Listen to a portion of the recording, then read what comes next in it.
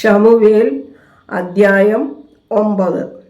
ബെന്യാമീൻ ഗോത്രത്തിൽ കീശ് എന്ന പേരുള്ള ഒരു ശക്തിമാനുണ്ടായിരുന്നു. അവൻ ബെന്യാമീനായ അഫീഹിൻ്റെ മകനായ ബെക്കോറത്തിൻ്റെ മകനായ സെറോരിൻ്റെ മകനായ അബിയേലിൻ്റെ മകനായിരുന്നു. അവന് ശൗൽ എന്ന പേരോടെ യൗവനവും സൗന്ദര്യവുമുള്ള ഒരു മകനുണ്ടായിരുന്നു. ഇസ്രായേൽ മക്കളിൽ അവനേക്കാൾ കോമളനായ പുരുഷനില്ലായിരുന്നു. അവന് എല്ലാവരേക്കാളും തോൾ മുതൽ പൊക്കമേറിയവനായിരുന്നു. ശൗലിൻ്റെ പിതാവായ കീശിൻ്റെ കഴുതകൾ കാണാതെ പോയി. കീശ് തൻ്റെ മകൻ ശൗലിനോട്, നീ ഒരു വൃത്തിനെയും കൂട്ടിക്കൊണ്ടുപോയി കഴുതകളെ അന്വേഷിക്ക എന്ന് പറഞ്ഞു. അവൻ എഫ്രയീം മലനാട്ടിലും ശാലീഷ ദേശത്തും കൂടി സഞ്ചരിച്ചു. അവയെ കണ്ടില്ല. അവർ ശാലീം ദേശത്തു കൂടി സഞ്ചരിച്ചു, അവിടെയും ഇല്ലായിരുന്നു. അവൻ ബെന്യാമിൻ ദേശത്തു കൂടിയും സഞ്ചരിച്ചു, എങ്കിലും കണ്ടുകിട്ടിയില്ല. സൂർ ദേശത്ത് എത്തിയപ്പോൾ ശൗൽ കൂടെയുള്ള ഭൃത്യനോട്, വരിക, നമുക്ക് മടങ്ങിപ്പോകാം, അല്ലെങ്കിൽ പിതാവ് കഴുതകളെ കുറിച്ചുള്ള ചിന്ത വിട്ട് നമ്മെക്കുറിച്ച് വിഷാദിക്കും എന്ന് പറഞ്ഞു. അതിന് അവൻ, ഈ പട്ടണത്തിൽ ഒരു ദൈവപുരുഷനുണ്ട്, അവൻ ശ്രേഷ്ഠനാകുന്നു, അവൻ പറയുന്നതെല്ലാം ഒത്തുവരുന്നുണ്ട്, നമുക്കും അവിടെ പോകാം, നാം പോകുവാനുള്ള വഴി അയാൾ പക്ഷേ പറഞ്ഞു തരും എന്നവനോട് പറഞ്ഞു. ശൗൽ തൻ്റെ ഭൃത്യനോട്, നാം പോകുന്നു എങ്കിൽ ആ പുരുഷന് എന്തുകൊണ്ട് പോകണം? നമ്മുടെ ഭാണ്ഡത്തിലെ അപ്പം തീർന്നു പോയല്ലോ, ദൈവപുത്രന് കൊണ്ടു ചെല്ലുവാൻ ഒരു സമ്മാനവും ഇല്ലല്ലോ, നമുക്ക് എന്തുള്ളൂ എന്ന് ചോദിച്ചു. ഭൃത്യൻ ശൗലിനോട്, എൻ്റെ കയ്യിൽ 4 ശേക്കൽ വെള്ളിയുണ്ട്, ഇത് ഞാൻ ദൈവപുരുഷന് കൊടുക്കാം, അവൻ നമുക്ക് വഴി പറഞ്ഞു തരും എന്ന് ഉത്തരം പറഞ്ഞു. പണ്ട് ഇസ്രായേലിൽ ഒരുത്തൻ ദൈവത്തോട് ചോദിപ്പാൻ പോകുമ്പോൾ, വരുവിൻ, നാം ദർശകന്റെ അടുക്കൽ പോക എന്ന് പറയും. ഇപ്പോൾ പ്രവാചകൻ എന്ന് പറയുന്നവനെ അന്ന് ദർശകൻ എന്ന് പറഞ്ഞു വന്നു. ശൗൽ ഭൃത്യനോട്, കൊള്ളാം, വരിക, നമുക്ക് പോകാം എന്ന് പറഞ്ഞു. അങ്ങനെ അവൻ ദൈവപുരുഷൻ താമസിച്ചിരുന്ന പട്ടണത്തിലെത്തി. അവർ പട്ടണത്തിലേക്കുള്ള കയറ്റം കയറി ചെല്ലുമ്പോൾ വെള്ളം കോരുവാൻ പോകുന്ന യുവതികളെ കണ്ടവരോട്, ദർശകൻ ഇവിടെയുണ്ടോ എന്ന് ചോദിച്ചു. അവർ അവരോട്, ഉണ്ട്, അതാ നിങ്ങളുടെ മുമ്പിൽ, വേഗം ചെല്ലുവിൻ, ഇന്ന് ആരാധനാലയത്തിൽ ജനത്തിൻ്റെ വക ഒരു യാഗമുള്ളത് കൊണ്ട് അയാൾ ഇന്ന് പട്ടണത്തിൽ വന്നിട്ടുണ്ട്. നിങ്ങൾ പട്ടണത്തിൽ കടന്ന ഉടനെ അയാൾ ആരാധനാ പർവ്വതത്തിൽ ഭക്ഷണത്തിന് പോകും മുമ്പേ നിങ്ങൾ അയാളെ കാണണം.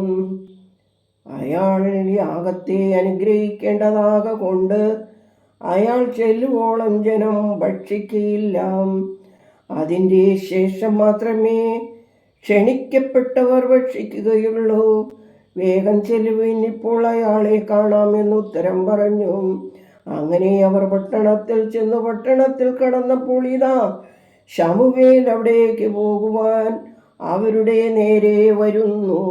എന്നാൽ ശൗൽ വരുന്നതിന് ഒരു ദിവസം മുമ്പേ ദൈവം അത് ശമൂവേലിന് വെളിപ്പെടുത്തി. നാളെ നേരത്ത് ബെന്യാമീൻ ദേശക്കാരനായ ഒരാളെ ഞാൻ നിന്റെ അടുക്കൽ അയക്കും. എൻ്റെ ജനമായ ഇസ്രായേലിനെ ഭരിക്കേണ്ടതിന് നീ അവനെ അഭിഷേകം ചെയ്യണം. അവൻ എൻ്റെ ജനത്തെ ഫിലിസ്ത്യരുടെ കയ്യിൽ നിന്ന് രക്ഷിക്കും. എൻ്റെ ജനത്തിൻ്റെ നിലവിളി എൻ്റെ അടുക്കൽ എത്തിയിരിക്കൊണ്ട് ഞാൻ അവരെ കടാക്ഷിച്ചിരിക്കുന്നു എന്ന് അരുളി ചെയ്തിരുന്നു.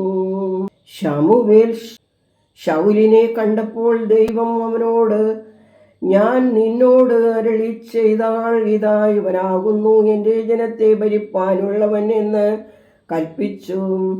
അന്നേരം ശൗൽ പടിവാതിൽക്കൽ ശമൂവേലിൻ്റെ അടുക്കൽ എത്തി, ദർശകന്റെ വീട് എവിടെ എന്ന് പറഞ്ഞു തരേണമേ എന്ന് ചോദിച്ചു.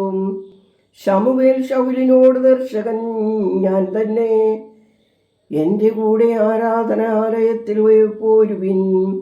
നിങ്ങൾ ഇന്ന് എന്നോടുകൂടെ ഭക്ഷണം കഴിക്കണം. പ്രഭാതത്തിൽ ഞാൻ നിന്നെ യാത്ര അയക്കാം. നിന്റെ ഹൃദയത്തിലുള്ളതെല്ലാം പറഞ്ഞു തരാം. 3 ദിവസം മുമ്പേ കാണാതെ പോയ കഴുതകളെ കുറിച്ച് ചിന്തിക്കേണ്ട, അവയെ കണ്ടു കിട്ടിയിരിക്കുന്നു. എന്നാൽ ഇസ്രായേലിൻ്റെ ആഗ്രഹമൊക്കെയും ആരുടെ മേൽ? നിന്റെ മേലും നിന്റെ സർവ പിതൃഭവനത്തിന്മേലും അല്ലയോ എന്ന് പറഞ്ഞു. അതിന് ശൗൽ, ഞാൻ ഇസ്രായേലിൻ്റെ ഗോത്രങ്ങളിൽ ഏറ്റവും ചെറുതായ ബെന്യാമീൻ ഗോത്രത്തിലുള്ളവനും എൻ്റെ കുടുംബം ബെന്യാമീൻ ഗോത്രത്തിലെ സകല കുടുംബങ്ങളിലും വച്ച് ഏറ്റവും ചെറിയതുമായിരിക്കെ നീ ഇങ്ങനെ എന്നോട് പറയുന്നത് എന്ത് എന്ന് ഉത്തരം പറഞ്ഞു.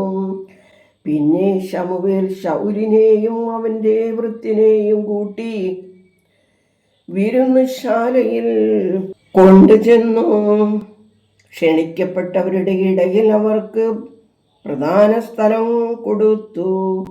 ക്ഷണിക്കപ്പെട്ടവർ ഏകദേശം 30 പേരുണ്ടായിരുന്നു. ശമൂവേൽ വെപ്പുകാരനോട്, നിന്റെ കൈവശം സൂക്ഷിച്ചു കൊള്ളുക എന്ന് പറഞ്ഞ്, ഞാൻ തന്നിട്ടില്ല ഓഹരി കൊണ്ടുവരിക എന്ന് പറഞ്ഞു. വെപ്പുകാരൻ കൈക്കുറാകും അതിന്മേലുള്ളതും കൊണ്ടുവന്നു ശൗലിൻ്റെ മുമ്പിൽ വച്ചു.